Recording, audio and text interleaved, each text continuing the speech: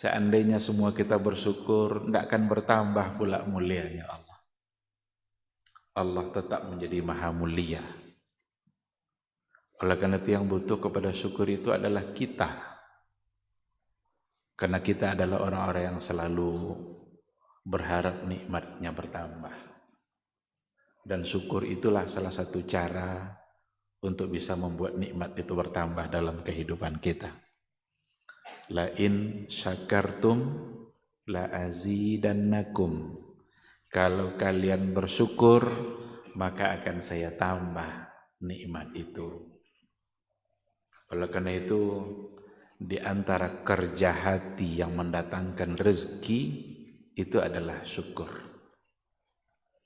Kerja fisik itu hanyalah bentuk ikhtiar. Iya kalau Allah beri.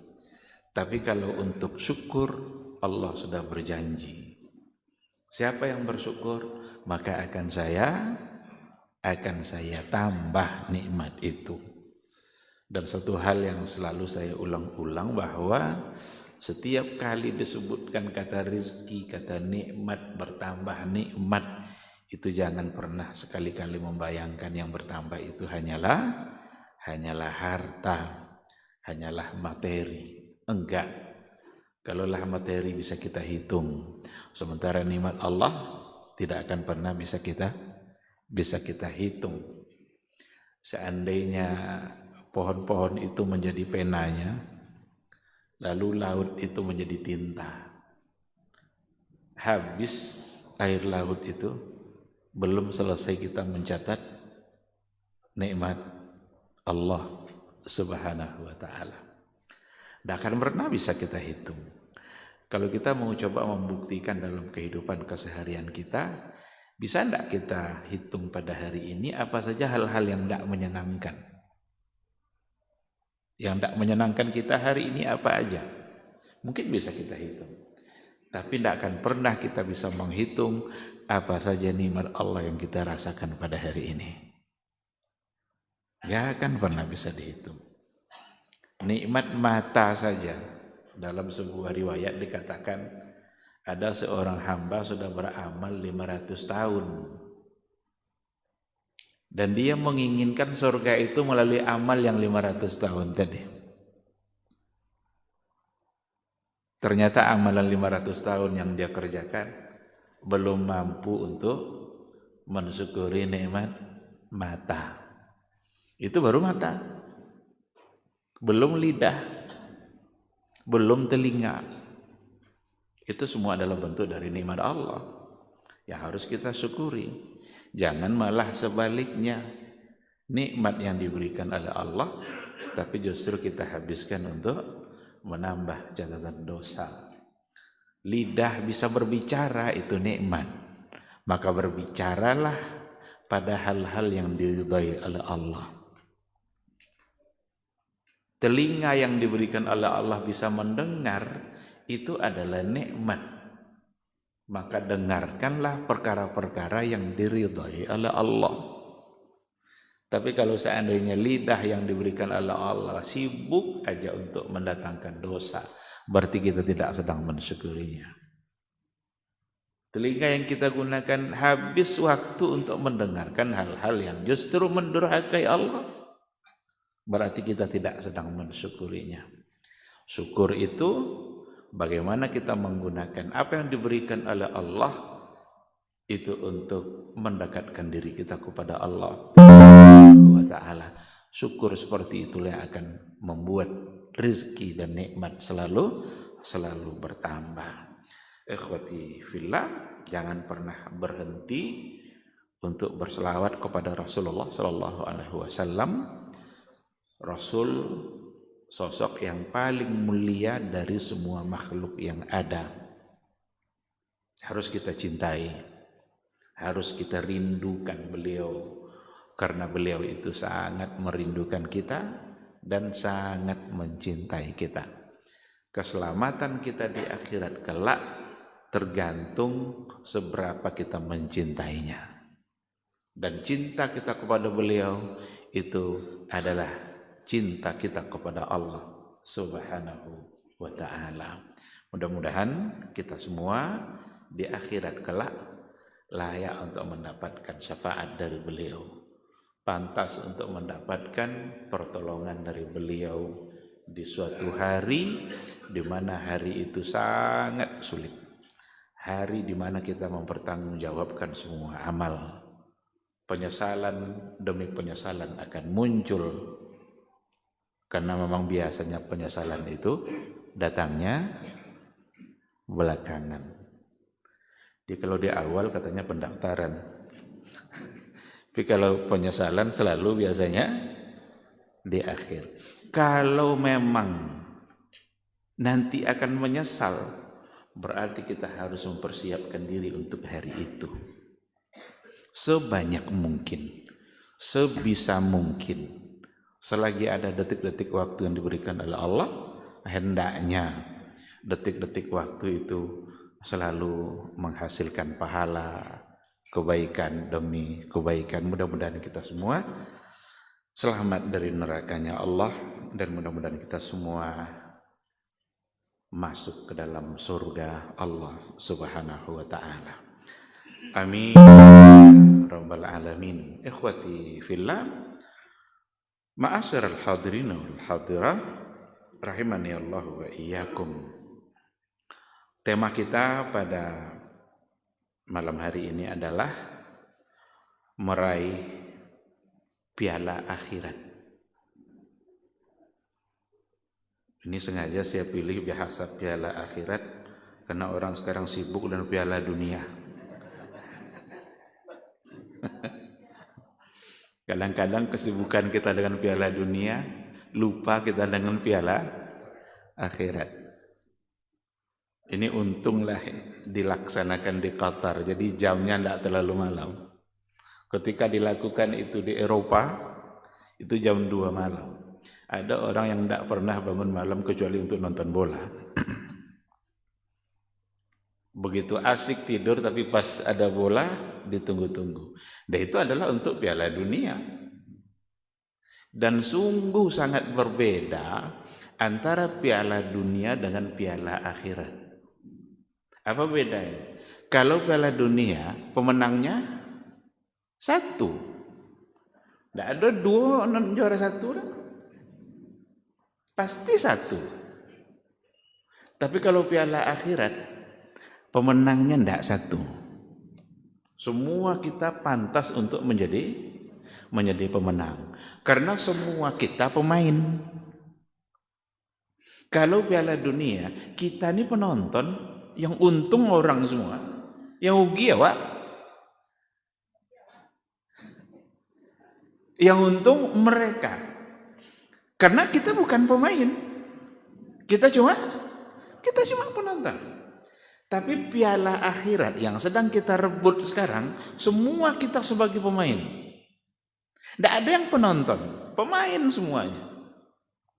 Dan berhak semuanya mendapatkan piala itu. Itulah indahnya merebut akhirat itu. Jadi jangan ragu-ragu untuk berebut akhirat. Tidak ada ruginya ketika kita ikut berebut akhirat. Ketika dikatakan fastabiqul khairat, berlomba-lombalah untuk mendapatkan kebaikan. Semua kita berhak untuk mendapatkan. Tidak ada istilah rendah lah dapat dek sianu tu fadilah salat malam dan tidak berhak leh. Tidak bisa lah. Nila dapat dek orang nemu kan? Tidak. Dan tidak ada kata terlambat. Tidak ada kata terlambat. Kalau piala dunia ada kata terlambat. Lah detik-detik terakhir bawa datang, ugi terlambat. Untuk piala akhirat tidak ada istilah terlambat. Jadi banyak sekali perbedaannya antara mengejar piala dunia, menikmati piala dunia, berebut piala dunia dengan berebut piala akhirat. Maka malam hari ini kita akan rebut piala akhirat itu. Dan semangat kita untuk merebut piala akhirat harus lebih besar daripada sekedar untuk menikmati piala dunia. Kadang dolar bertumbuk gara-garanya kalah yang dijagokan ya. Apa kelahi gara-gara itu. Ada juga kadang gara-gara itu nyoba judi Sapun mau nang beko orang ada nikonya dan nikonya kan. Main judi. Orang yang dapat untung, kita yang rugi. Orang yang dapat dunia, kita dapat neraka.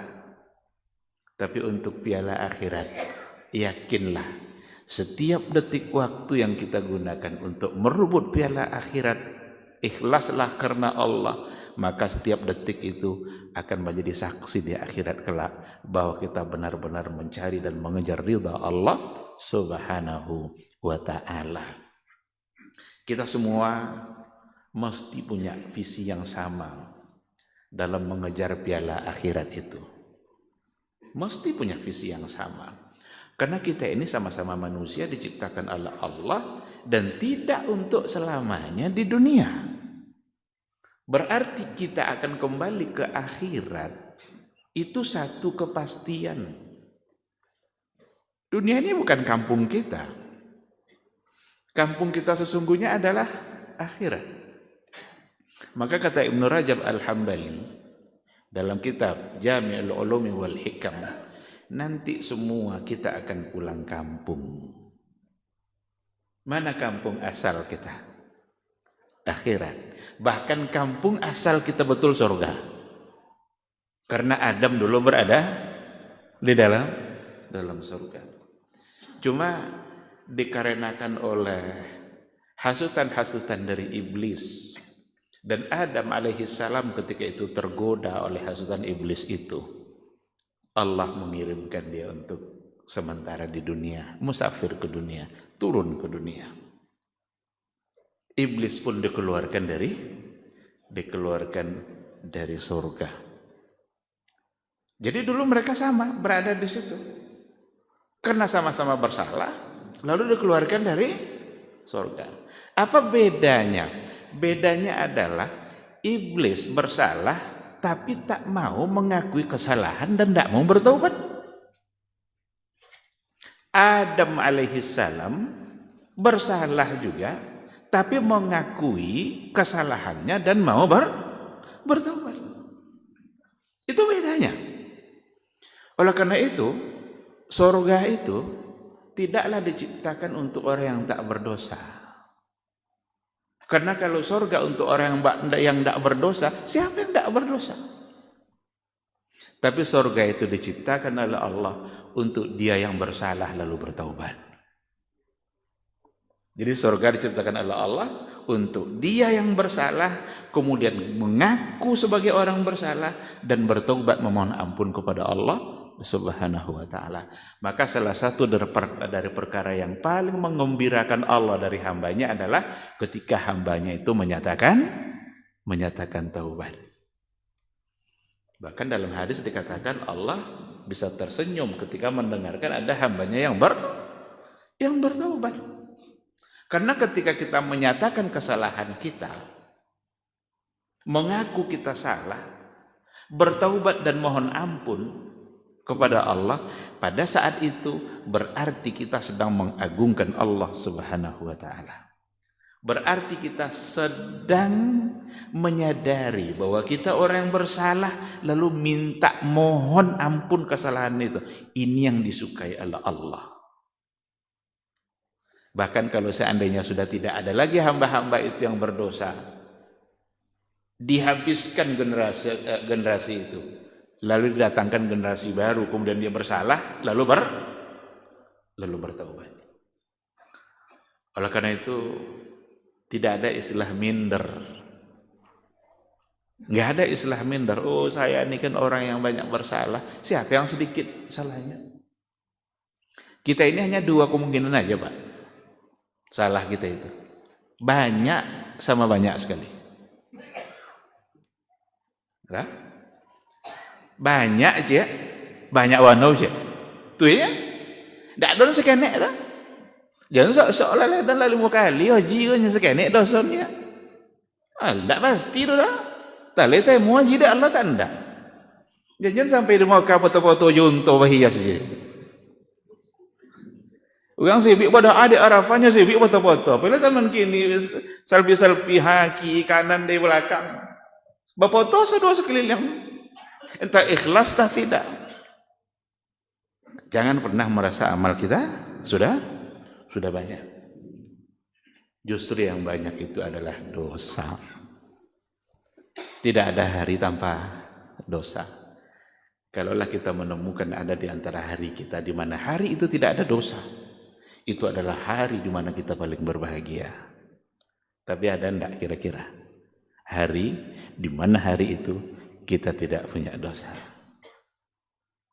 Entah mana yang banyak di hari itu, dosakah atau pahala? Kebaikankah yang lebih banyak atau maksiat? Nah, oleh karena itu kita harus punya visi yang sama.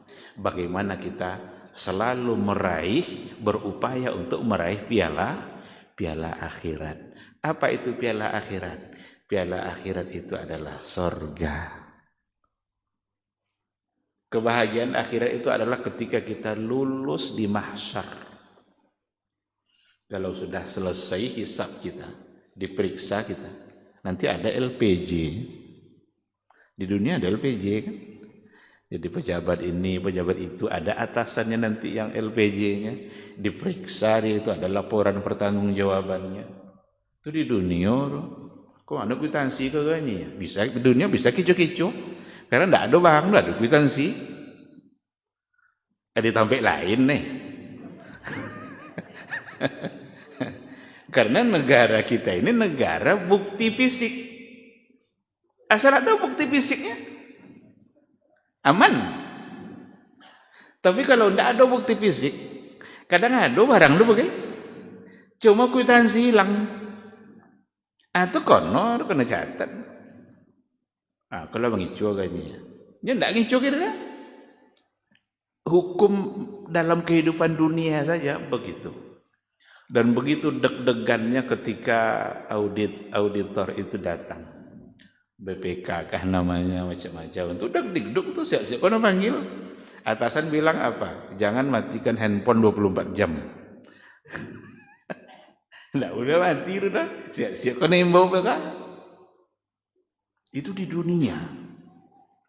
Masih bisa nipu-nipu. Di akhirat tidak ada nipu-nipu.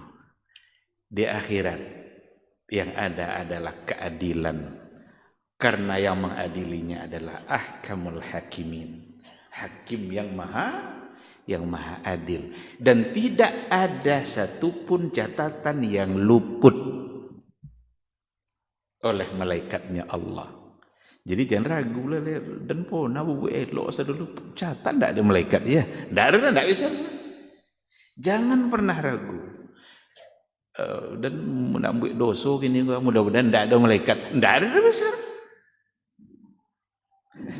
Karena dimanapun kita berada, di situ akan ada malaikat. Wa ma yalfizu min qaulin illa ladaihi raqibun atid. Wa ma yalfidhu min qaul, apapun qaul yang dilafazkan oleh lidah kita, apapun ucapan yang terucap oleh lidah kita, ladaihi raqibun atid, ada malaikat pencatat. Yang baik yang kita ucapkan ada, yang buruk yang diucapkan ada pula yang mencatat. Dan tidak lalai, kiraman katibin itu tidak akan pernah lalai. Karena dia akan selalu mencatat apapun yang ya'malun, apapun yang mereka lakukan, yaf'alun. Tak ada satupun yang akan luput dari catatan malaikat Allah. Nah, oleh karena itu kebahagiaan yang sesungguhnya adalah ketika kita selamat dalam hisab itu. Kemudian kita letakkan telapak kaki kita di dalam surga. Itulah sesungguhnya kebahagiaan yang sebenarnya dan abadi. Itu yang harus menjadi visi kita. Dan itulah piala akhirat. Oleh karena itu dulu para sahabat-sahabat dulu selalu saja nanya kepada Nabi. Sahabat kalau nanya Rasul itu bukan untuk urusan dunia. Sahabat selalu nanya persoalan-persoalan bagaimana mereka bisa berbahagia di akhirat. Mulai dari generasi kecil sampai generasi tua. Itu pertanyaan. Ada di antara sahabat yang datang, ya Rasulullah, ada Abu Umamah namanya. Ya Rasulullah, tunjukkan nggak dan satu amalannya. Kalau engkau jangan amal tuh masuk surga. Berarti yang ada di pikirannya apa? Surga. Dullani ala amalin idza amiltu adkhulu bihil jannah. Tunjukkan ke saya kalau saya kerjakan amal tuh masuk surga. Ada lagi nenek-nenek. Nenek-nenek datang nemui Rasul. Apa katanya, ya Rasulullah, saya ini masuk surga enggak? Kalau tadi agak muda kan, aku dan tua-tua masuk surga enggak dan Rasulullah. Tengok ada Nabi sebenarnya ingin bercanda. Kata Rasul, enggak ada di surga nenek-nenek. Enggak ada di surga tua-tuanya Rasul, muda sadanya. Pergi nenek itu sambil nangis. Karena seolah-olah jawaban Nabi itu dipahaminya dia tidak masuk surga. Nampak ada Rasul menangis, ini omanya, mau lihatnya. Datanglah utusan Rasul manggil nenek. Datang ke hadapan Rasulullah sallallahu alaihi wasallam. Disampaikanlah oleh Nabi, bukan nenek yang tidak masuk surga, tetapi nanti kalau sudah masuk surga maka akan menjadi mudah. Jadi ini saunu tu tua ini lah. Sok muda lihat suruh. Insya Allah, mudah-mudahan kita semua ketemu di surganya Allah Subhanahu Wa Taala. Ada lagi orang Badui. Orang Badui itu sama aja pertanyaan, nyoba masuk Islam, minta tunjukkan kepada Nabi apa amalan setelah Islam yang perlu dan boleh sudah dapat surga. Sebut kalau oleh Nabi dek nyoba masuk Islam orang Badui tentu singkat jawaban Nabi kan, ditunjuk kalau oleh Nabi yang wajib-wajib aja, sholat 5 waktu, puasa Ramadan, zakat kalau mampu, haji kalau mampu, zakat kalau sampai harta nisab haul bayar zakat. Itu janjinya, iyanya Nabi. Nggak kena sanang nah. Apa kata orang Badui tadi? Akan saya kerjakan yang disebutkan Nabi itu wala azim. Tidak akan tambahannya. Dengar oleh Nabi jawaban itu. Apa kata Nabi? Qad aflaha in sadaq. Aflaha itu beruntung. Beruntung dia kalau dia jujur, kalau ia benar. Artinya kalau betul-betul dikerjakan oleh orang tadi yang tadi itu aflaha. Bahasa Nabi kalau bilang aflaha itu bukan untuk urusan dunia. Sungguh dia beruntung. Berarti beruntung deh di akhirat. Kalau beruntung di akhirat apa maksudnya? Surga. Para Nabi hanya sebutkan yang wajib-wajib. Ini kalau disebut oleh Nabi kok cabang-cabang kenek-kenek itu kok enggak lo jadinya Islam kan? Itu salah satu dari fikih dakwahnya Rasulullah sallallahu alaihi wasallam. Bagaimana beliau mengkhitab sahabat dan mengerti dengan keadaan sahabat itu. Itulah keahlian dan kecerdasan Rasulullah sallallahu alaihi wasallam. Jadi janganlah dijadikan alasan, oh kalau betul wajib-wajib je lah bu enang. Sudah kajian kok ndak nang bu enang sunat je lah kan? Nyata yang tadi itu yang wajib di bu enang bisa aja masuk. Bukan itu maksudnya. Ada tempatnya, ada saatnya bagaimana Nabi mengucapkan sesuatu. Nah jadi ikhwati fillah, kita harus punya visi yang sama. Dan visi kita semuanya adalah untuk mendapatkan surga Allah Subhanahu wa taala. Ada di antara sahabat Khaisamah dengan anaknya Sa'ad. Kebetulan ketika itu ada himbauan untuk berjihad. Tapi Nabi mengatakan mesti ada yang tinggal di rumah, jangan pai sodo. Pamu ada ayah, ada anak, jangan pai kado. Kok siapa lo jago yang di rumah adalah? Ada satu keluarga Khaisamah, anaknya namanya Sa'ad. Ini berdua laki-laki di rumah itu. Dek Nabi mengatakan harus ada yang tinggal, tentu tidak bisa pai kado orang. Apa yang mereka lakukan? Kata ayahnya, nak kamu di rumah, saya pergi. Kata anaknya, enggak, dan harus pai. Kau tak pergi berparang, tak pergi ambil BLT. Kalau pergi ambil BLT, tak jadilah. Tak pergi berparang, mati sasaran. Ujung-ujung mati. Tapi kata ayah, enggak ada anpainya. Kata anak, enggak ada. Ayah tinggal di rumah ada anpainya. Tapasulah diundi. Akhirnya diundi. Keluar nama Sa'ad. Kalau nama anak. Oh ya, apa sih kau ya? Jangan apa? Pokoknya, kalau angka lu undian pokok dan painya. Enggak bisa undian dan kalunya. Lalu kata anaknya itu, wahai ayahku, kalau bukanlah karena surga, saya akan dahulukan ayah. Kalau bukanlah karena untuk mendapatkan surga, saya akan mendahulukan ayah. Tapi kok serogo kayaknya. Nampak enggak visi surga dari seorang sahabat yang namanya Sa'ad. Dan ternyata memang dia wafat sebagai syahid dalam peperangan itu. Jadi kalau kita balik kepada sejarah bagaimana para sahabat yang dididik oleh Rasulullah sallallahu alaihi wasallam benar-benar yang ada di hati dan pikiran mereka adalah untuk mendapatkan surganya Allah. Ya kalau lado itu di pikiran Allah, itu akan membantu kita untuk menjauhi maksiat. Tapi kalau tidak ada itu, jangan tidak lo percaya ke serogoro. Tak ada tak tidak serogorunya nyalon lo jolly le maka isu apa? Nyado yang macam itu. Kalau lan itu aja tidak percaya, itu paling bisa merusak kehidupan dia. Tapi kalau di hatinya, di pikirannya selalu ada surga, maka dia akan ukur setiap gerakan, setiap aktivitas, setiap langkah dia mestilah harus untuk surganya Allah Subhanahu wa taala.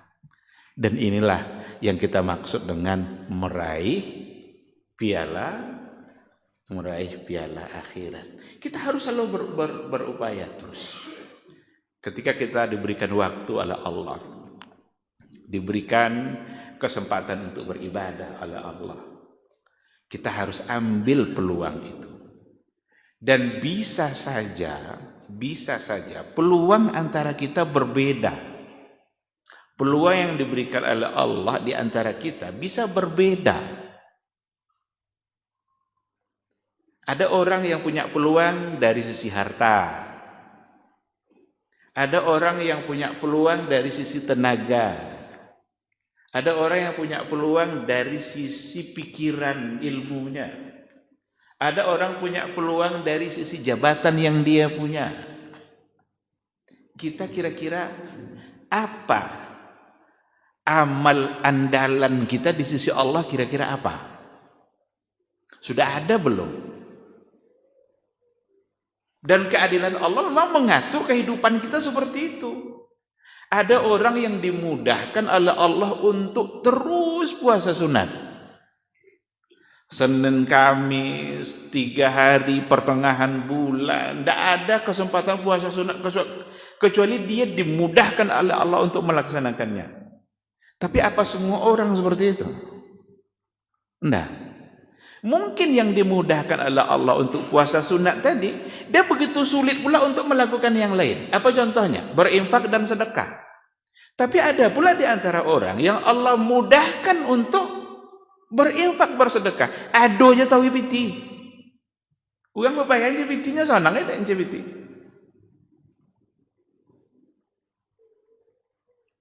Sekarang amal unggulan kita apa? Adakah yang kita unggulkan di sisi Allah? Ketika ada sesuatu yang dimudahkan kita oleh Allah untuk mengerjakan satu kebaikan, yakinlah Allah sedang membuka pintu surga itu. Boleh kita urut kebaikan-kebaikan itu. Seberapa besar kita kerjakan? Contoh, 1, qiraatul Quran, membaca Quran. Bisa tidak kita andalkan ini di sisi Allah nanti? Berapa kali kita sudah menghatamkan Al-Quranul Karim? Nya ada orang yang dipayakan oleh Allah soal menghatam Quran kan? Nyo sebu tidak banyak kojo untuk megang Qurannya payah. Tapi ada di antara orang yang dimudahkan oleh Allah di mana tiada hari dia tetap baca Quran. Bahkan bisa dia mengkhatamkan Quran itu dalam 3 hari atau dalam seminggu. Ada yang dimudahkan oleh Allah. Sekarang kira-kira kita, apa amal unggulan kita? Coba kita tanya. Ini bukan kita lihat orang nih, kita tanya diri kita. Tadi 1, qiraatul Quran. Seberapa semangat kita dalam membaca Quran.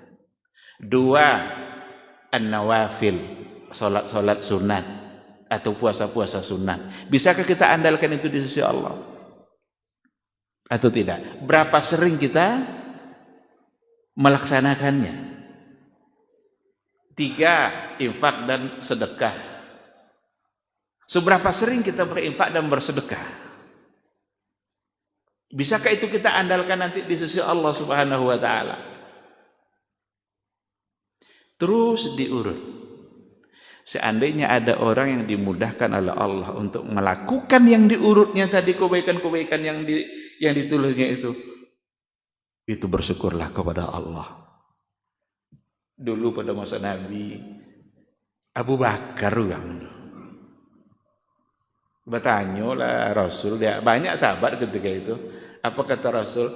Siapa hari ini di antara kalian yang puasa?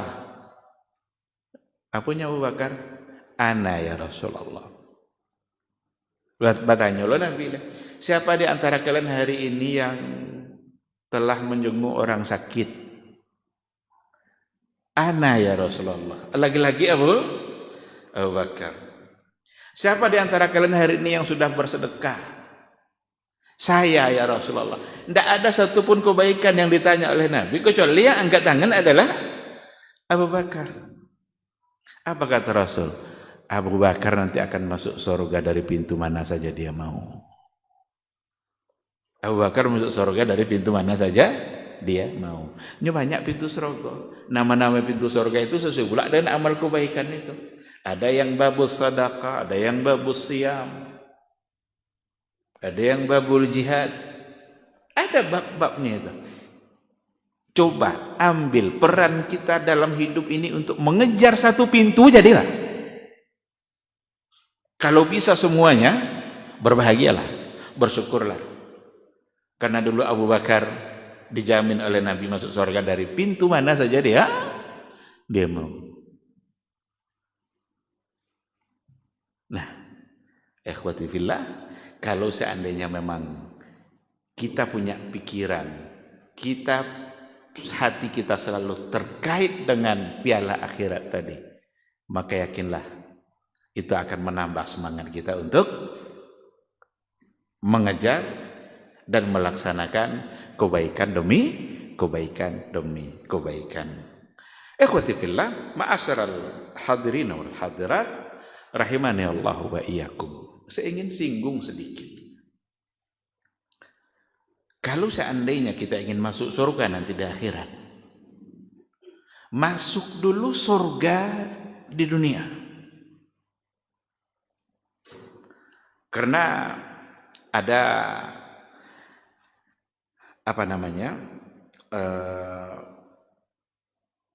sebuah penjelasan yang disampaikan oleh Syekhul Islam Ibn Taimiyah.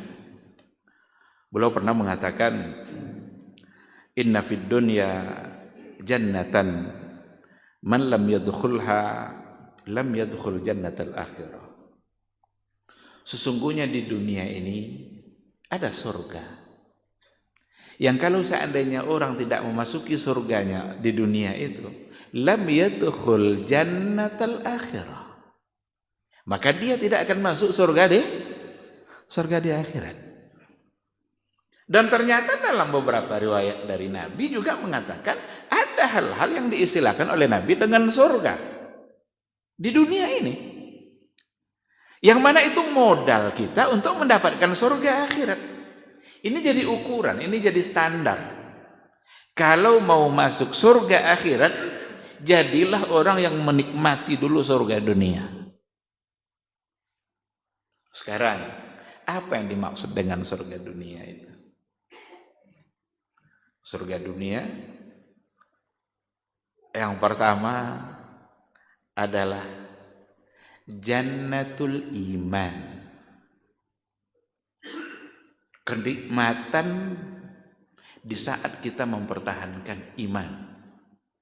Kenikmatan di saat hati kita dihiasi dan diterangi oleh iman. Ini surga dunia yang pertama. Dan orang-orang yang dalam hatinya ada iman adalah orang-orang yang ridha dengan takdir Allah. Ridha dengan takdir Allah itu benar-benar akan memberikan kebahagiaan yang luar biasa. Oleh karena itu, itmi'nanul qalbi wa rahatul bal, ketenangan hati, ketenangan jiwa, itu adalah surga yang ada di dunia dan hanya akan didapat dengan iman. Iman kita kepada Allah, keyakinan kita kepada Allah, seberapa kenal kita dengan Rabb kita, seberapa kenal kita dengan Rasul kita, seberapa kenal kita dengan din kita dan agama kita. Karena iman itu tersimpul dari situ. Ketika Islam itu pintunya adalah syahadatain, Islam itu kan pintunya syahadat. Gerbang Islam itu syahadatain. Belum akan pernah disebut muslim kalau dia belum mengucapkan syahadat secara sadar. Secara sadar. Ini perlu menjadi kata kunci. Karena apakah orang-orang yang ada orang Nasrani umpamanya bermimpi mengucapkan 2 kalimat syahadat, bangun pagi apakah tiba-tiba dia muslim? Tidak. Karena dia mengucapkan dalam keadaan tidak sadar. Kalau dalam kesadarannya berarti dengan kehendak dan keinginan sendiri. Itu yang membuat dia jadi muslim. Itu gerbangnya. Ketika sedang dia ucapkan asyhadu an la ilaha illallah wa asyhadu anna muhammadar rasulullah, berarti dia sudah masuk gerbangnya, disebut muslim. Sebaik apapun orang, tapi kalau tidak ucapkan syahadatain, belum muslim. Tapi sejahat apapun seseorang, dia mengucapkan syahadatain, masih disebut muslim, tapi fasik. Jadi kalau kita buat garis, kalau ada garis, buat garis ini kiri, ini kanan. Mungkin ada orang yang non-muslim itu baik, sangat baik. Suka membantu, ramah, senyum. Mungkin dia sudah hampir sampai kepada garis nih, garis yang tadi itu. Tapi belum akan disebut sebagai muslim. Masih di luar garis. Karena belum ucapkan 2 kalimat syahadat. Tapi orang yang mengucapkan syahadat mungkin jahat. Ada enggak muslim jahat? Ada banyak. Mengganggu tetangga segala macamnya. Mungkin ala nak sampai lanjut ke garis kah? Dek kan jahat. Tapi masih tetap ndak kan menyembah. Tetapi dia disebut sebagai fasik. Muslim juga fasik. Belum akan disebut sebagai kafir karena dia sudah mengucapkan 2 kalimat syahadat. Ikhwati fillah, oleh karena itu jannatul iman ini adalah surga Allah, dan insya Allah nanti setelah Isya akan kita lanjutkan sedikit materi sebelum kita bertanya jawab. Sekira kita cukupkan dulu, kita akan sholat Isya. Subhanakallahumma wa bihamdika asyhadu an la ilaha illa anta astaghfiruka wa atubu ilaik. Wassalamualaikum warahmatullahi wabarakatuh.